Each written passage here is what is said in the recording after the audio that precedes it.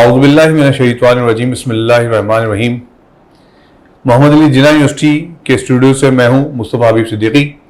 ماجو کے مہمان میں آپ کو خوش آمدید کہتا ہوں ایک مرتبہ پھر۔ آج ہمارے ساتھ موجود ہیں سید شجاعت علی صاحب۔ آپ پاکستان لیدر گارمنٹ مینوفیکچرر سے تعلق رکھتے ہیں، لیدر فیڈریشن پاکستان کے ہیں، آپ خود تعارف کرائیں گے انشاءاللہ۔ اصل میں آپ کو بلانے کا مقصد یہاں پر یہ ہے کہ ہم اپنے نوجوانوں کو آپ کی سکسیس اسٹوری ہم سنوانا چاہتے ہیں، اور ہمارا یہ پروگرام ہے ماجو کا مہمان، جس میں ہم نوجوانوں کو یہ بتاتے ہیں کہ آپ ایک بالکل نیچے سطح سے جب آپ چلتے ہیں، کام کرتے ہیں، اور وہ ایمانداری، وہ صلاحیت، وہ محنت، وہ کیا چیزیں ہوتی ہیں جس کی بنیاد پہ آپ کہیں سطح پہنچتے ہیں اور سید شجاعت علی بنتے ہیں۔ یعنی کہ آج شجاعت علی صاحب پاکستان کے سب سے بڑے ایکسپورٹر ہیں لیدر گارمنٹ میں، اور آپ کی اور بھی بہت ساری ایکٹیویٹیز ہیں۔ آپ کھلاڑی بھی بہت اچھے ہیں گولف کے، جہاں تک میں آپ کو دیکھ رہا ہوں۔ اس کے علاوہ اور بھی ہم جب آپ کے ساتھ ہم نے پروگرام کیا تو معلوم ہوا کہ آپ صرف لیدر گارمنٹ سے یا لیدر ایکسپورٹر سے تعلق نہیں رکھتے، بلکہ فلاحی کاموں میں، سماجی کاموں میں بہت بڑھ چڑھ کر حصہ لیتے ہیں۔ تو وہ کیسے کام کر لیتے ہیں، وہ کیسے کیا جاتا ہے، وہ کیسے وقت نکال لیتے ہیں، ہم یہ بات سمجھنے کی آج کوشش کریں گے، محمد علی جناح یونیورسٹی کے طلبہ کے لیے بھی اور باہر جو ہمارے نوجوان ہیں ان کے لیے بھی۔ ہم چاہتے ہیں کہ ہمارے نوجوان سیکھ سکیں آپ سے۔ سید شجاعت علی صاحب، آپ کو خوش آمدید کہتے ہیں محمد علی جناح یونیورسٹی میں۔ تھینک یو ویری مچ، بہت بہت شکریہ۔ بسم اللہ الرحمن الرحیم۔ سب سے پہلے تو مصطفیٰ شکریہ، ہمیشہ کی طرح آپ مجھے یہ اعزاز دیتے ہیں اور مجھے بہت ایسے کسی فورم پہ ہمیشہ بلاتے ہیں جس پہ مجھے خود آ کے بہت خوشی ہوتی ہے، اور اس کی سب سے بڑی وجہ یہ ہے کہ ہم آنے والی جنریشن کے لیے ہم کیا کر رہے ہیں اور کس طرح سے ہم آگے لے کر جائیں گے اس جنریشن کو۔ تو مبارکباد ماجو کو اور آپ کی مینجمنٹ کو کہ جو اس طرح کے پروگرام کر رہے ہیں کہ جس سے نہ صرف آپ تعلیم دے رہے ہیں یہاں، بلکہ ان کو یہ بھی بتا رہے ہیں کہ ان کے آنے والی زندگی میں کس طرح سے ان کو اپنا راستہ بنانا ہے۔ بہت شکریہ شاہ صاحب۔ میں تعارف آپ کا کرا رہا، لیکن آپ کا تعارف جب میں دیکھ رہا ہوں نا تو اتنا مطلب میرا دل نہیں چاہ رہا کہ میں اپنے آپ اسے کراؤں، میں آپ کو بتاؤں کہ آپ Pakistan leather garment manufacturing association کے چیئرمین ہیں اور آپ الیکٹڈ چیئرمین ہیں، نہ جانے، لیکن مجھے محسوس یہ ہوتا ہے کہ یہ تعارف تو آپ کے لیے کوئی حیثیت نہیں رکھتا جو جس سطح پہ آپ کام کرتے ہیں یا جہاں آپ نے کام کیا۔ تو میں چاہتا ہوں ہمارے نوجوان خود دیکھیں کہ سید شجاعت علی ہیں کیا۔ تھینک یو مصطفیٰ۔ اصل میں دیکھیں، جب بھی آدمی کوئی نہ کوئی سپنے، کوئی نہ کوئی خوبصورت خواب لے کے اپنی تعلیم مکمل کرتا ہے اور کوشش کرتا ہے کہ وہ کسی ایسے مقام پہ جائے جہاں پہ لوگ اس کو جانیں، اس کو پہچانیں۔ میری پیدائش جس ملک میں ہوئی وہ اللہ کے نام پہ بنا، اور یقیناً میں ایک سید فیملی گھرانے سے تعلق رکھتا تھا، تو مجھے اس لیگیسی کو بھی دیکھنا تھا اور مجھے اس کو دیکھتے ہوئے اپنے آپ کو آگے بڑھانا تھا۔ ایسا نہیں ہے کہ جس مقام پہ آج میں ہوں تو جب میں پیدا ہوا تھا تو اس وقت بھی ایسے ہی تھا شاید میری فیملی میں، نہیں، ایسا بالکل نہیں تھا۔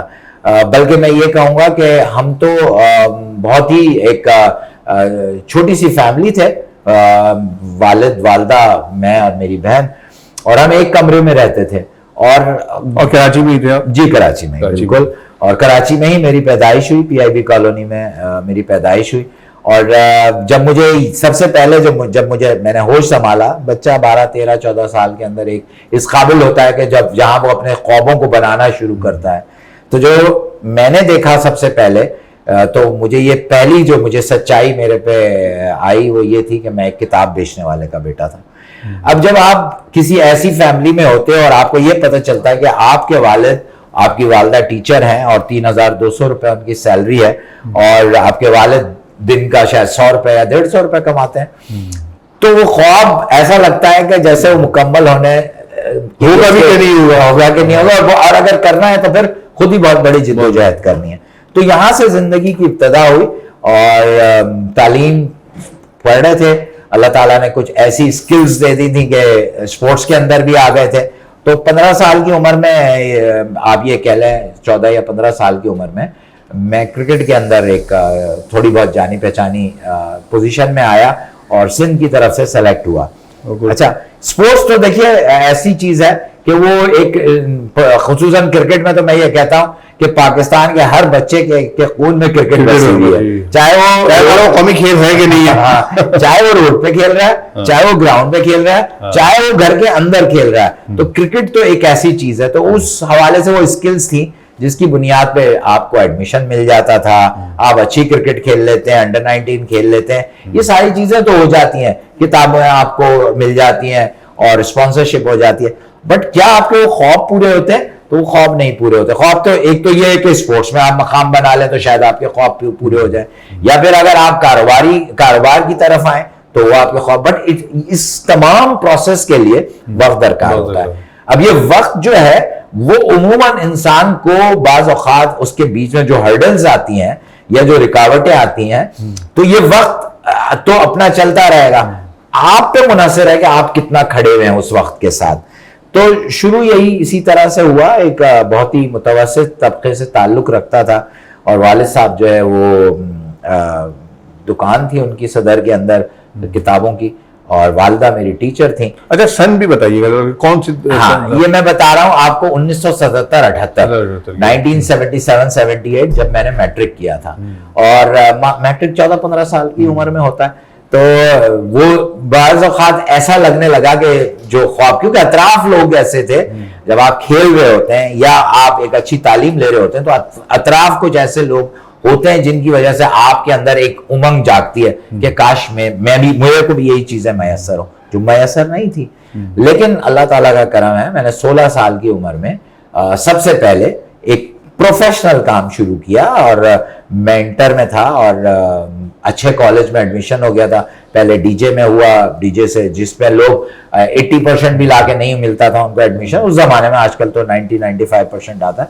اور میرا اسپورٹ بیسس پہ ہو گیا وہاں. اور پھر اس کے بعد میرا سینٹ پیٹرکس کے اندر ہو گیا. تو کالج بہت اچھا تھا, پیسے کوئی خرچ نہیں ہوتے تھے, لیکن وہی جو میں نے آپ کو کہا نا خواب جو تھے نا وہ چل رہے تھے. اب آپ سینٹ پیٹرکس میں آپ کو پتا ہے اچھی بڑی فیملیز کے بچے آتے ہیں, اور آپ کو احساس گمتری ہوتا ہوگا کہ بھائی میں جی ہاں مطلب سائیکل پہ یا بس میں, بالکل ایسے میں صبح بس میں جاتا تھا, اور کپڑے میرے پاس 2 پینٹیں ہوتی تھیں اور 2-3 شرٹس ہوتی تھیں جن کو ہی میں چلاتا رہتا تھا. یا آپ یہ کہہ لیں کہ جیسے میں نے لائٹ کلر کی پینٹ پہنی ہوئی ہے تو 2 مہینے کے بعد اسی کو رنگوا لیتا تھا 20 روپے میں, اور اس سے ہم آگے بڑھتے تھے. تو یہ تو اسٹارٹنگ کی کہانی تھی. جب میں نے اس کے بعد میں یونیورسٹی میں آ گیا.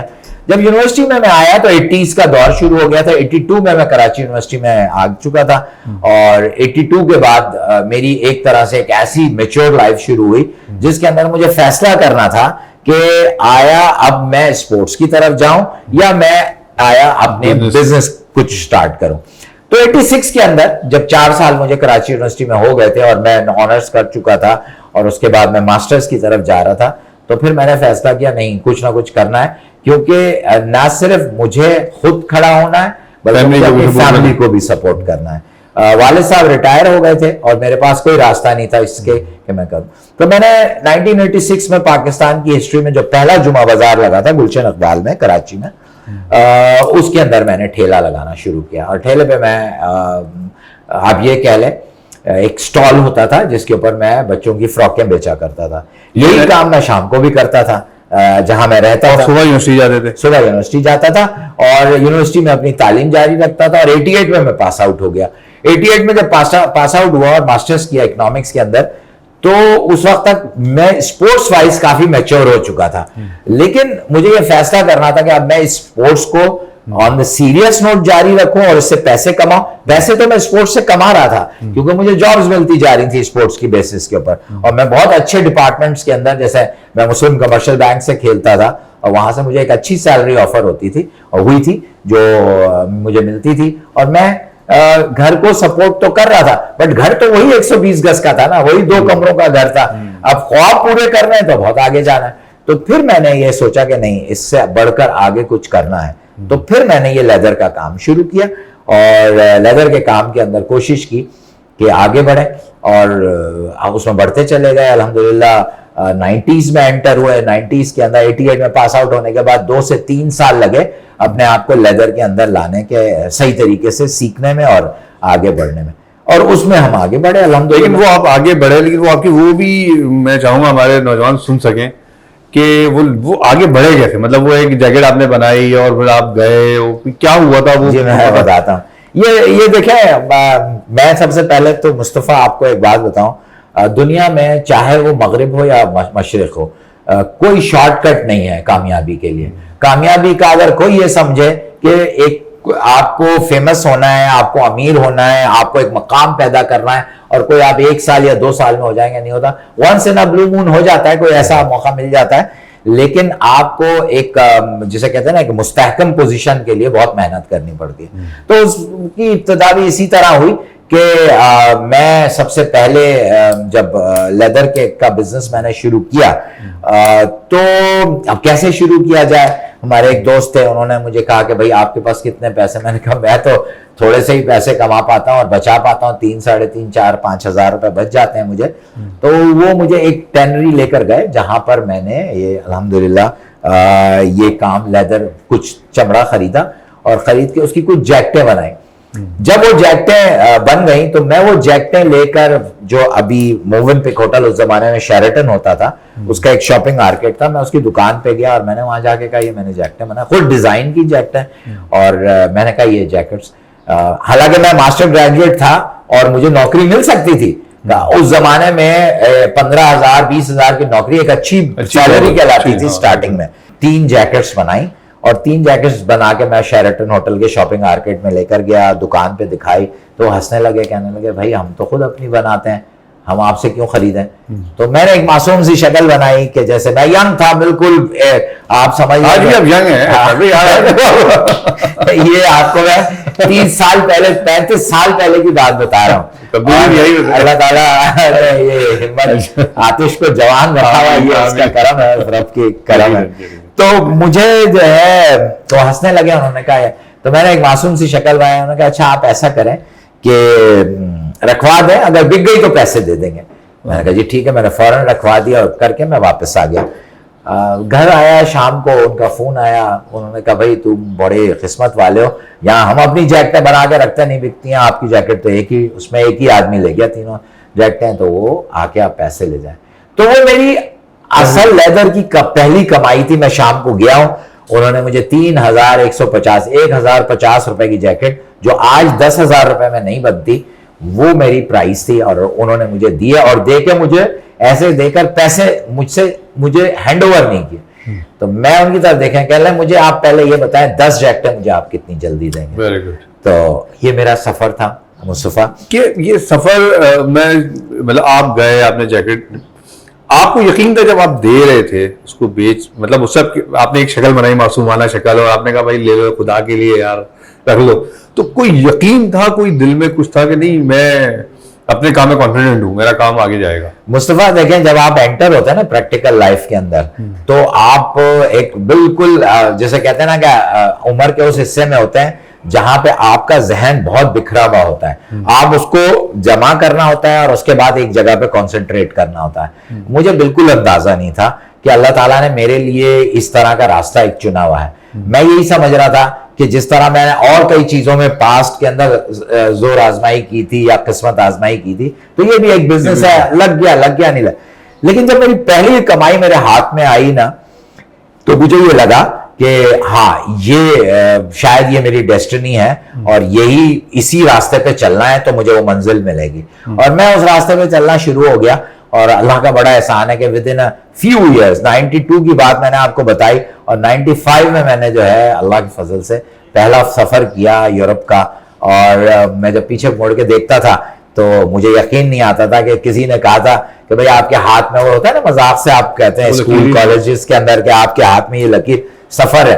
تو میں اکثر مذاق کرتا تھا کالج میں, جب کوئی مجھ سے کہتا ہے آپ کے سفر کی لکیر ہے آپ کے اس میں, تو میں یہ کہتا تھا یار میں نیو کراچی تک, اس زمانے میں نیا نیو کراچی بنا تھا, میں نے کہا میں نیو کراچی تک تو گیا نہیں ہوں اور آپ کہہ رہے ہیں سفر کی لکیر. تو جب میں نے 95 میں پہلا سفر کیا جرمنی کا, تو مجھے کچھ ایسا اندازہ ہوا اور کچھ ایسے لگا کہ ہاں یہ میرے سپنے اور میرے خوابوں کی طرف پہلا قدم ہے, اور میں اس قدم کے اندر جٹ گیا. اور یہ میں آپ کو بتاؤں, یہ آپ کے ہم جہاں پہ بیٹھے ہیں جنا یونیورسٹی کے اندر, یہاں پہ اس چیز کی بڑی بہت ساری جگہوں, بہت ساری یونیورسٹیز میں آپ بہت اچھی تعلیم تو دے دیتے ہیں, لیکن آپ اس بچے کو راستہ نہیں بتاتے. آپ اس کو یہ بولتے ہیں یہ لو ڈگری اور اس کے بعد اب تم خود آزما.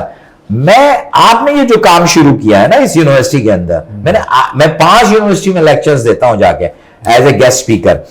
لیکن میں نے کسی یونیورسٹی میں یہ نہیں دیکھا کہ جہاں پہ اس طرح کا میڈیا سے ہم آہنگی کی گئی ہو اور میڈیا میں ایسے لوگوں کو بلایا گیا جو آنے والی جنریشن کے لیے کوئی لیگیسی بنا سکیں یا ان کے لیے کوئی ایگزامپل سیٹ کر سکیں. تو مبارکباد ہے آپ کو. میں آپ کو بتاؤں اس میں ہمارے جو وی سی ہیں ڈاکٹر زبیر احمد شیخ صاحب, ان کی میں تو خیر ابھی کیا بولوں, میڈیا اور ایجوکیشن اور آج کی دنیا اس کو جوڑنا, یہ ان کی ایک بہت بڑا ویژن ہے ان کا. اور وہ آپ دیکھ لیں, آپ کو اس یونیورسٹی میں جہاں آپ کو یہ اسٹوڈیو نظر آئے گا وہاں آپ کو ایف ایم بھی نظر آئے گا, ایف ایم بھی موجود ہے یونیورسٹی کا, اور باقی ایکٹیویٹیز میں ہم انشاءاللہ آپ کو وزٹ کرائیں گے. آپ جرمنی گئے, جہاز میں بیٹھے آپ, اچھا یہ بڑا واقعہ ہوا, سمجھیے آپ ہنستے ہیں کیونکہ آپ کو تو پتہ ہی ہے میں زندگی میں پہلی دفعہ جہاز میں بیٹھا تھا. اچھا اب ظاہر ہے یہ میں ان کو بتا دوں دیکھنے والوں کو کہ ہم نے ظلم نہیں کیا شہزاد صاحب کے ساتھ, ہم نے ان کو چائے کی آفر کی تھی, انہوں نے میں چائے پیتا نہیں ہوں, تو میں نے اپنے لیے منگا لی پھر چائے, نہیں تو ان کے لیے بھی چائے موجود ہے. جی سر, نہیں شکریہ. تو جہاز میں زندگی میں پہلی دفعہ بیٹھا تھا, تو اس سے پہلے مجھے یہ بھی نہیں پتا تھا کہ بیلٹ کس طرح باندھی جاتی ہے جہاز کے اندر. تو جب ایک ہوتا ہے نا, ایک آپ نئی چیز پہ جا رہے ہوتے ہیں تو ایک ایکسائٹمنٹ ہوتی ہے, وہ ایکسائٹمنٹ تو تھی اندر کہ بھائی اب جہاز میں جائے. کوئی دوست بولتا تھا, کسی دوست نے بولا یار کھڑکی کی طرف کی سیٹ لینا. اچھا بھائی کھڑکی کی طرف کی سیٹ لے لیں گے, کہنا نیچے اوپر سے زمین کو دیکھنا, ایسا لگے گا ہواؤں میں اڑنا. یہ ایک خواب ہے آپ کے جو آپ شاید ٹی وی پہ دیکھتے تھے, شاید آپ کتابوں میں پڑھتے تھے, اب آپ خود اس کا وہ دور تھا جب جہاز میں بیٹھا واقعی ایک وہ تصور تھا, مطلب آج تو پھر بھی چلے لوگ چلے جاتے ہیں. تو میں جہاز میں بیٹھ گیا, اس نے پوچھا کون سی سیٹ چاہیے, میں نے کہا جی کھڑکی کی طرف کی. تو اس کو کہتے ہیں ونڈو سیٹ, ہمیں تو یہ بھی نہیں پتا تھا کہ اس کو بولنا ہے ونڈو سیٹ دیجیے گا. خیر میں نے کہا یار کھڑکی کی طرف کی سیٹ دی, اس نے دیکھ لیا کہ یہ نیا پنچھی ہے, اور خیر جا کے بیٹھ گئے. جہاز میں بیٹھے ہوئے تھے, تو ابھی جہاز ٹیکسی ہونا ہے اور پھر اس کے بعد رن وے پہ جانا ہے, پھر اڑنا ہے. تو اس سے پہلے میرے برابر میں ایک صاحب بیٹھے ہوئے تھے, اچھی خاصی عمر کے تھے, میرے خیال سے اراؤنڈ 70 ایئرز اولڈ, کیپ پہنی ہوئی تھی انہوں نے, اور وہ پہچان گئے کہ یہ نیا مرغا ہے, یہ جو ہے نا پہلی دفعہ جہاز میں. اس سے پلٹ کے انہوں نے پوچھا فرسٹ ٹائم, میں نے کہا جی سر فرسٹ ٹائم. کہنے لگے کہاں جا رہے ہیں, وہ کنیکٹنگ فلائٹ تھی, دبئی اترنا تھا, دبئی کے بعد ہم نے فرینکفرٹ کے لیے ٹریول کرنا تھا. تو مجھ سے انہوں نے پوچھا کہ اچھا پہلی دفعہ بیٹھے, میں نے کہا جی پہلی دفعہ بیٹھے. کہنا یار دیکھیں آپ خیر آپ تو پہلی دفعہ بیٹھے, میں تو بیٹھتا رہتا ہوں, یہ دیکھیں کتنا نیا جہاز ہے, اتنی بڑی ایئر لائن ہے, اور اے سی نہیں چلا رہے ہیں لوگ. تو میں تھوڑی ایکسائٹمنٹ میں نا, مجھے تھوڑے سے پسینے بھی آ رہے تھے, گھبرا بھی رہا تھا کہ وہ ٹی وی پہ دکھائیں گے وہ کہ بیلٹ کس طرح باندھنا ہے اور وہ کرنا ہے. تو تھوڑا ہلکا میں نے کہا جی کہنے لگا یار ایک کام کرو, یہ کھڑکی ذرا کھولو نا تاکہ ہوا تو آئے. اب میں اس کا وہ کنڈا ڈھونڈ رہا ہوں, اس کا کنڈا ڈھونڈ رہا ہوں, کریکٹر بولتے ہیں اس کا, لیکن میں کنڈا ڈھونڈ رہا ہوں اس کا کہ بھائی. اب میں نے کہا جی کہہ رہا اچھا یہ وہ جہاز ہوگا جس میں نہیں ہے, چلو کوئی بات نہیں. تو یہ پہلی دفعہ میں وہ, تو مجھ سے کہنے لگے آپ نے ٹکٹ کہاں سے خریدا, میں نے کہا جی وہ کسی جاننے والے نے ٹریول ایجنسی کا بتایا تھا.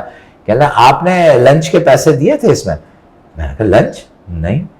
کہنا ارے اب آپ جہاز میں لیں گے تو کتنے پیسے لے کے جا رہے ہیں جہاز میں, تو آپ کے لگ جائیں گے 1000-1200. اب آپ سوچیں 95 کے 1000-1200 آج کے 10,000 روپے. میں نے کہا نہیں میں تو کھا کے آیا ہوں, مجھے الحمدللہ میں نے بہت اچھی طریقے سے ناشتہ کیا تھا, تو مجھے تو بھوک نہیں ہے.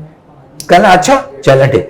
تو وہ جب جہاز اڑنے کے بعد تھوڑی دیر بعد وہ کھانے کی ٹرالی آئی, اب وہ میں منہ یوں کر کے کھڑکی کی طرف دیکھ رہا ہوں, ہاں وہ بار بار کہہ رہی ایکسکیوز می, اور میں دیکھوں نا تو وہ چلیے بیچاری, اور ان کو کھانا دیکھ رہا نہیں, یوں کر کے دیکھا تو بہترین, اچھی ایئر لائن کا تو کھانا بھی اچھا ہوتا ہے.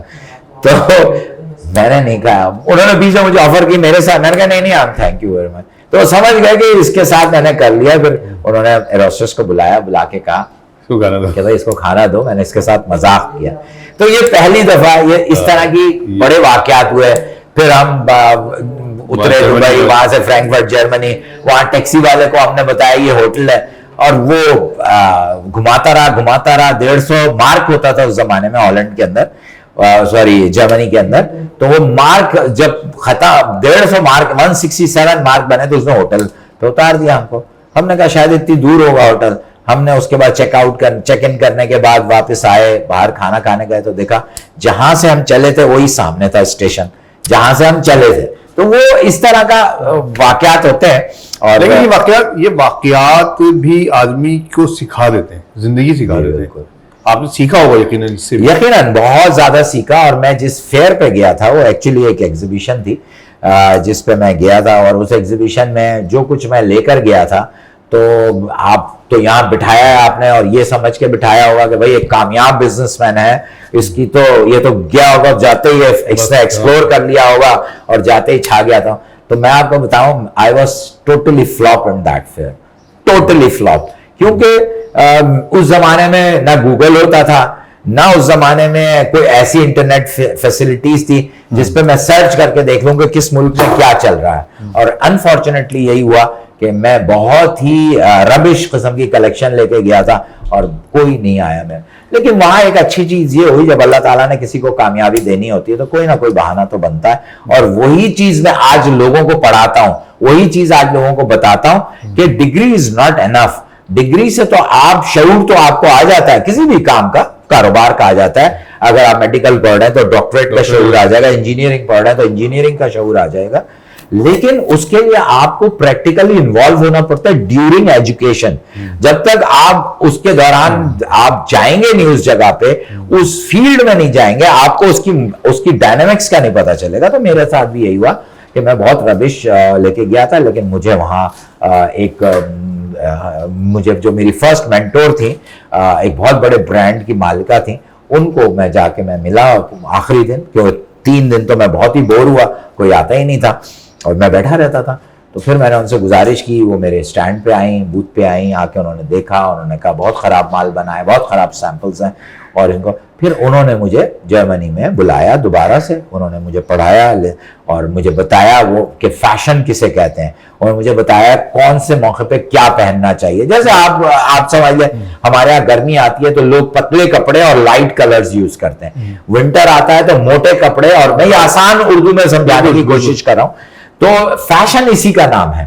فیشن نام اس چیز کا نہیں ہے کہ ایک ہیرو نے کیا پہنا ہوا ہے یا ایک ماڈل نے کیا پہنا ہوا ہے. فیشن نام اس چیز کا ہے کہ اس کی جو ڈائنامکس ہے, جی ایگزیکٹلی, تو اس کے مطابق جو ہے وہ فیشن کو میں سمجھا, پڑھا, لکھا, پھر واپس آیا, پھر آہستہ آہستہ اس کام کی ابتدا. تو آج آپ کی فیکٹری کہاں پر ہے اس وقت, کس نام سے ہے؟ دیکھیں اللہ کے فضل و کرم سے تھوڑا سا میں کوشش کرتا ہوں جلدی آپ کو بتاؤں. 95 میں پہلا سفر کیا, اور 2000 کے اندر ہم پاکستان کے اندر ایک ویل نون شخصیت بن گئے پاکستان لیدر گارمنٹ کے حوالے سے.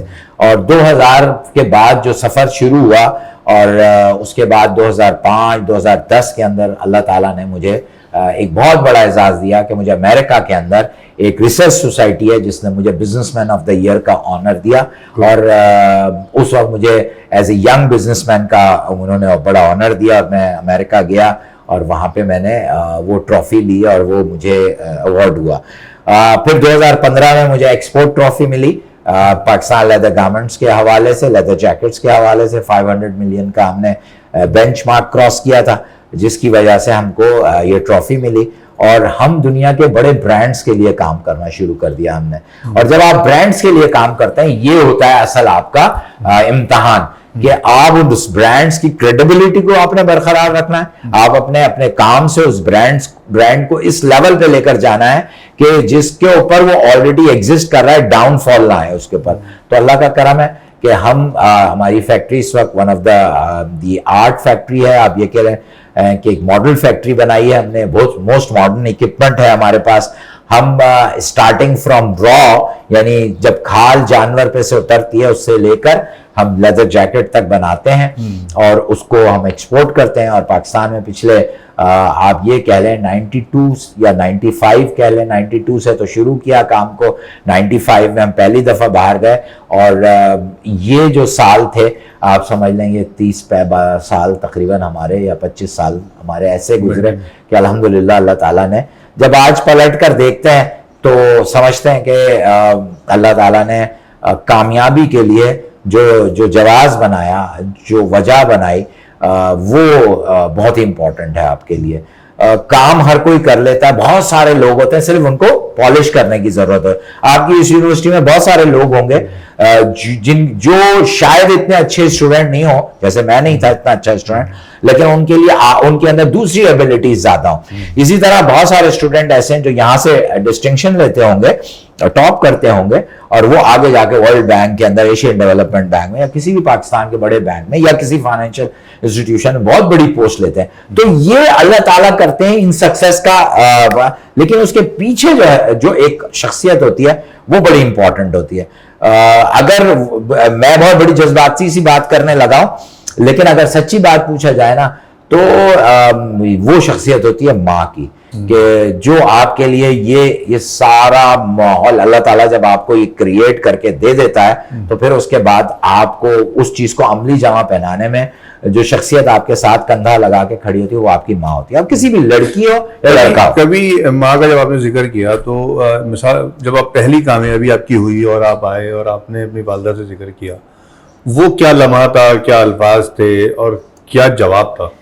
اچھا, یہ جو بات آپ نے کہی ہے نا, میں بدقسمت ہوں اس معاملے میں, بہت زیادہ بدقسمت ہوں کہ جب میرا کامیابی کا سفر شروع ہوا تھا اس سے بہت پہلے میری والدہ اللہ کے پاس جا چکی تھی. لیکن یہ بات کرنا یہاں بڑا ضروری ہے.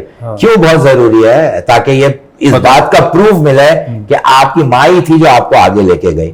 82 میں میری والدہ بیمار ہوئی اور 89 میں میری والدہ کا انتقال ہوا, اور میں نے آپ کو بتایا 92 میں اصل سفر شروع ہوا بزنس کا.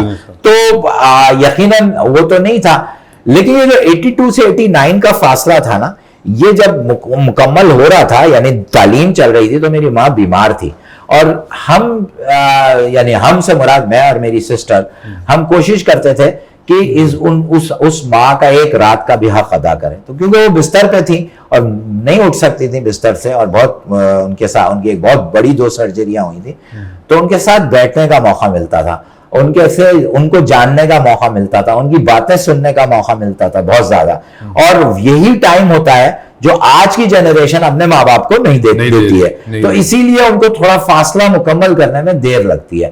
ہماری کامیابی یہ ہوئی کہ ہماری والدہ ساتھ بیٹھی ہوتی تھی اور ہمیں بتاتی تھی کہ کیا چیز ہے جو کامیابی کے قریب, اور ہم کوشش کرتے تھے کہ ان کی کچھ ایسی خدمت کر لیں کہ شاید ان کا کچھ 5% بھی حق ادا کریں. تو وہ جو تھا, جب 89 میں انتقال ہوا, تو اس کے بعد کس طرح سے منزلیں طے ہوئی ہمیں نہیں پتا. وہ دعائیں, وہ خدمت, یعنی ان سے تعلق تو نہیں ختم ہوتا, وہ ماں چلی جائے وہ تعلق رہتا ہے.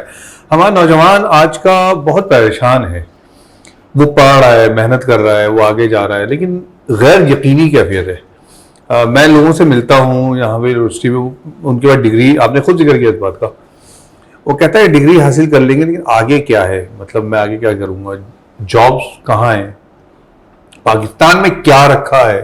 ایک سوال یہ رکھا ہے کہ پاکستان میں کیا رکھا ہے. میں سید شجاعت علی جو پاکستان میں کیا رکھا ہے وہ بتا سکتے ہیں. میں چاہتا ہوں نوجوانوں کو پتہ چلے کہ پاکستان میں کیا رکھا ہے. دیکھیں مصطفیٰ, یہ جو آپ نے سوال کیا نا, یہ $1 ملین کوسچن ہے. میں آپ کو بتاؤں, میرا دل کرتا ہے کہ میں اپنی زندگی کا ایک حصہ جو ہے نا ان نوجوانوں کے لیے کے پاس جاؤں. آپ کو پتہ ہے میں جاتا بھی ہوں, یونیورسٹیز میں بھی لیکچر دیتا ہوں as a guest speaker, IBM میں, ہر یونیورسٹی کے اندر جاتا ہوں, اور میں کوشش کرتا ہوں ان تک یہ بات پہنچاؤں کہ پاکستان میں کیا رکھا ہے. پاکستان میں بہت کچھ رکھا ہے. ہاں, آپ کو دیکھیں ایسا تو نہیں ہوتا کہ میں اس کی مثال اس طرح آپ کو دیتا ہوں کہ ایک ریلے ریس ہوتی ہے, میراتھن جسے بولتے ہیں. آپ میراتھن میں دوڑتے ہیں تو میراتھن میں کتنے لوگ دوڑتے ہیں؟ 1000, 2000, 10,000 لوگ تک کی میراتھن ہوتی ہے. ہر آدمی یہ سپنا لے کے دوڑتا ہے کہ میں آگے نکل جاؤں گا, ٹھیک ہے. ایک آدمی آگے بھی نکلتا ہے, لیکن جو پیچھے آنے والے کیا وہ ہار جاتے ہیں؟ وہ ہارتے نہیں ہیں.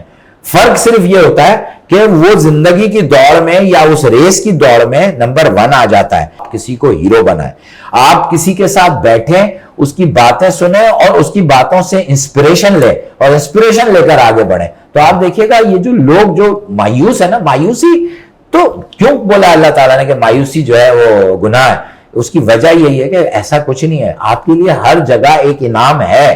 اللہ تعالیٰ نے جب آپ کو پڑھا دیا تو اس سے بڑا انعام کیا ہو سکتا تھا. لیکن اب آپ کو پریکٹیکل لائف میں بھی اسی کو اچیو کرنا ہے, تو اس کے لیے بھی آپ جو ہے نا تگ و دو کریں گے تو آگے بڑھیں گے آپ. صاحب ابھی آپ سے ذکر چل رہا تھا ہمارا, تو آپ نے اپنی صاحبزادیوں کو بھی ذکر کیا ہو. ماشاء اللہ آپ جب بھی صاحبزادیوں کا ذکر کرتے ہیں بڑے فخر سے, اور آپ کا تعلق اپنی بیٹیوں سے جو ہے, مطلب میں بھی دیکھ رہا تھا آپ کی ثنا فہد جو کی صاحبزادی ہیں, انہوں نے جس طرح بنایا پورا پروگرام اور جس طرح وہ پریزنٹ کیا انہوں نے وومن سے ہراسمنٹ کے حوالے سے. ہماری بچیاں بھی دیکھ رہی ہیں پروگرام. ایک لڑکی اس معاشرے میں کیسے آگے بڑھ سکتی ہے, جبکہ کہا یہ جاتا ہے کہ یہ معاشرہ مردانہ معاشرہ ہے.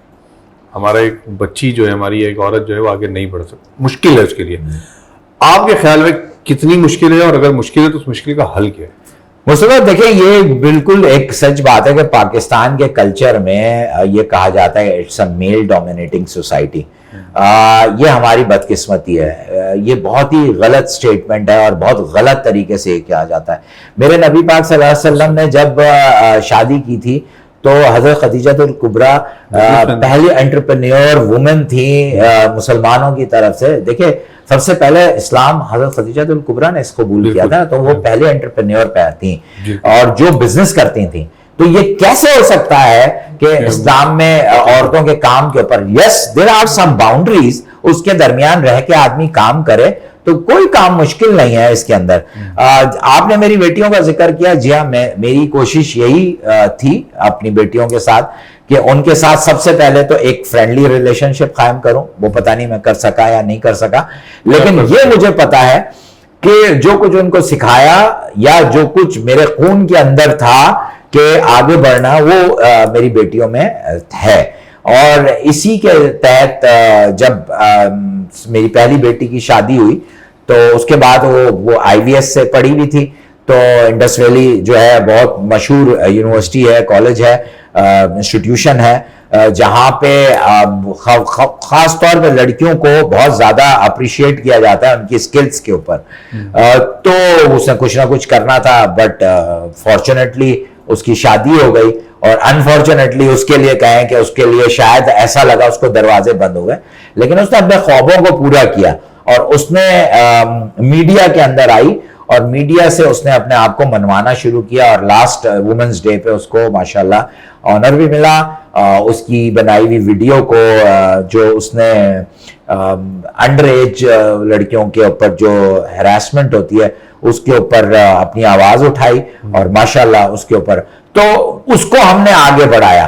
اور وہ اب کنٹینیوس بیسس کے اوپر اس نے اب اپنا اسٹوڈیو بنا لیا ہے, اس کے اندر وہ یہ کام کرتی رہتی ہے, نئے نئے ٹاپکس لے کر آتی ہے, چاہے وہ اسپورٹس کا ٹاپک ہو, چاہے وہ اسلامک ٹاپک ہو, ریلیجس ٹاپک ہو, اور چاہے وہ ایک یہ سوشل ٹاپک ہو, اس کے بیسس کے اوپر وہ کام کرتی ہے. اور آج کی آپ کے اس فورم کے توسط سے میں ایک پیغام بھی دینا چاہتا ہوں اپنی تمام بیٹیوں کو, لڑکیوں کو, کہ دیکھیں یہ بات کہا جاتا ہے کہ اور لڑکیاں جو ہے نا وہ مردوں کے شانہ بشانہ چلتی ہیں.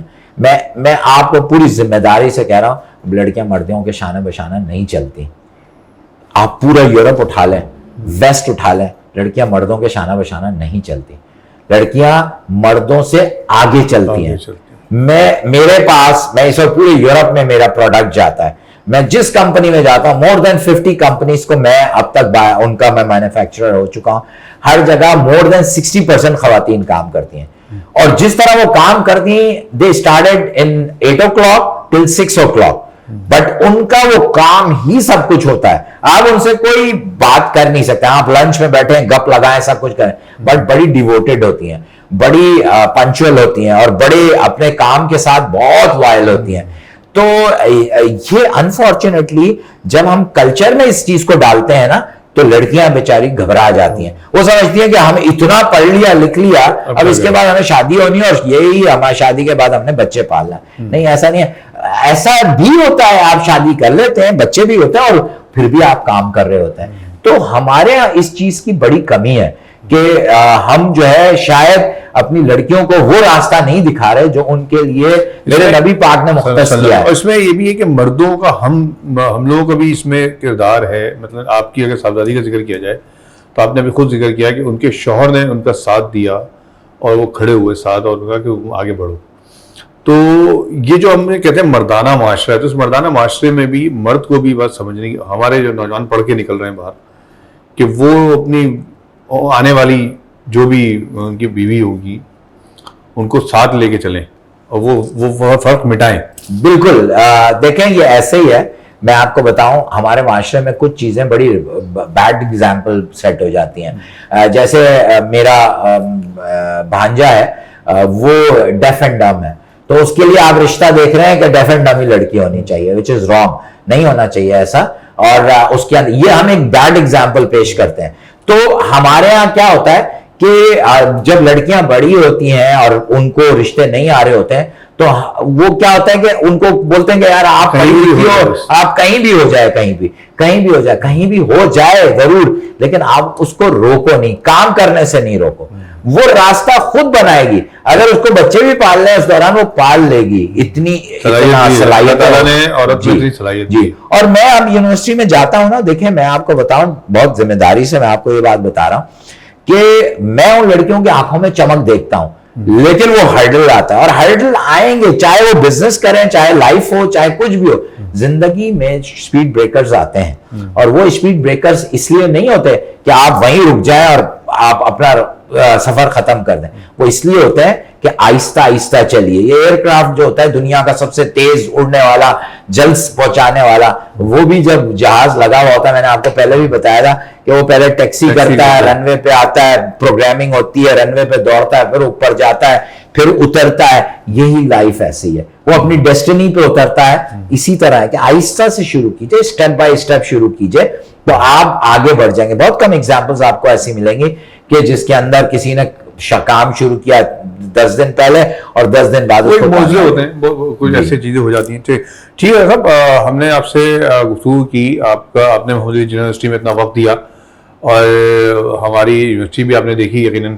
آپ ہماری یونیورسٹی کے اسٹوڈنٹس کے لیے بھی اور عام نوجوانوں کے لیے بھی اگر کوئی پیغام دینا چاہیں تو. مصطفیٰ, آپ کی سب سے پہلے تو آپ کی یونیورسٹی کو بہت مبارکباد کہ یہ محمد علی جناح یونیورسٹی ہے.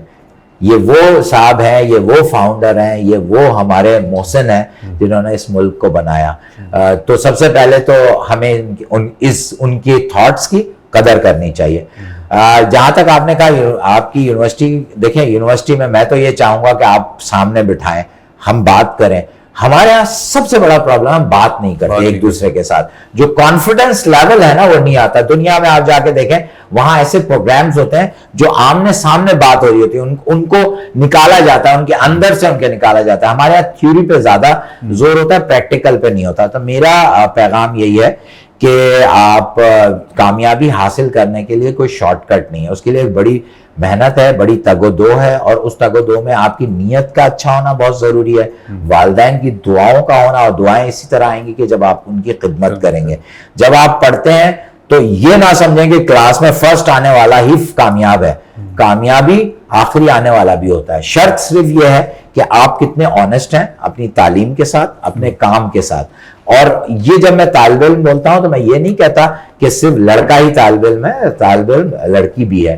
یہ دونوں لوگ جو ہیں یہ ایک اچھے معاشرے کو بناتے ہیں اور اپنا ان پٹ دیتے ہیں. یہ بدقسمتی ہے کہ ہمارے ملک میں تعلیم پہ اتنا خرچ نہیں ہوتا, یا ریسرچ اتنی نہیں ہوتی.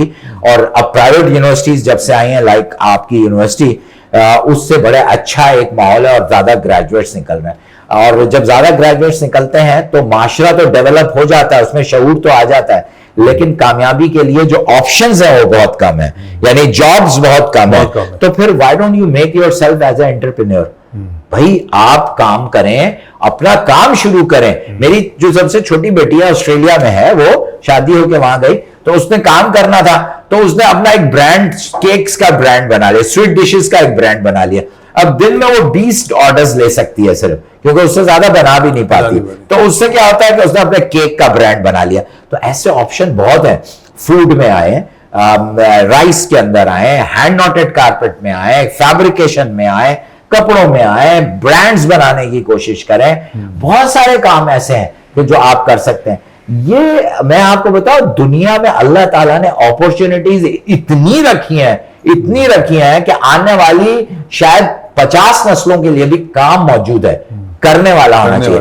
تو کیپ اٹ اپ. میں مبارکباد دیتا ہوں ایک دفعہ پھر محمد علی جناح یونیورسٹی, ان کی مینجمنٹ کو, وائس چانسلر صاحب کو, کہ آپ نے ایک ایسی جگہ پہ بیٹھ کے آپ نے اپنی یونیورسٹی بنائی جہاں پہ اگر آپ کوئی اور پروفیشنل کام کریں, کوئی کاروبار کریں, تو شاید یہاں پہ اس سے بہت زیادہ کام کما سکیں.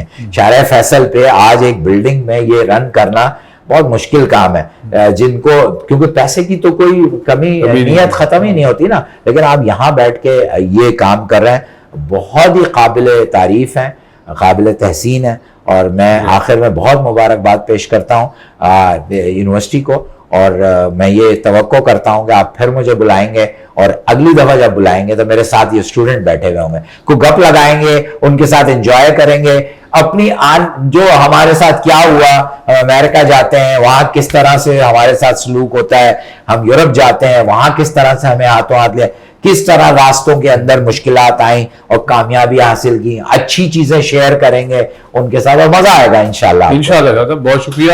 بالکل ہم شیخ شجاعت علی صاحب کو پھر زحمت دیں گے. ہماری یونیورسٹی جب سمر ویکیشن کے بعد اوپن ہوگی, ہم نوجوانوں کے ساتھ براہ راست آپ کا انٹریکشن کرائیں گے. کوشش کریں گے نوجوان آپ سے براہ راست سوال کریں اور آپ ان کو جواب دیں. کامیابی موجود ہے, بڑھنے کی جستجو ہونی چاہیے, یہ ہمارا آج کا پیغام ہے. اور محنت, دعا, والدین کی دعا اور یقین, اللہ تعالیٰ پر یقین کہ اللہ تعالیٰ نے اس دنیا میں بہت کچھ رکھا ہے, ہمیں اس کو حاصل کرنے کی ضرورت ہے. مجھے اجازت دیجیے گا. محمد علی جناح یونیورسٹی کی جانب سے آپ کو یہ پروگرام کیسا لگا؟ ماجو کا مہمان آج ہمارا سید شجاعت علی صاحب ہمارے ساتھ موجود تھے. آپ نے سنا, اپنی رائے سے ضرور آگاہ کیجیے گا. میرا ای میل ایڈریس نیچے آ رہا ہوگا, آخر میں میرا کانٹیکٹ نمبر بھی آ رہا ہوگا, محمد علی جناح یونیورسٹی کا بھی تمام تفصیل آ رہی ہے. آپ اپنی رائے سے ضرور آگاہ کیجیے گا. اور اگر آپ یہ سمجھتے ہیں کہ اور کچھ ایسے لوگ ہیں جن کو آپ سجیسٹ کریں کہ ہم ان کو بلائیں اپنے اسٹوڈیو میں اور یہاں ہم ان کا انٹرویو کریں, تو آپ ضرور بتائیے گا. بہت شکریہ.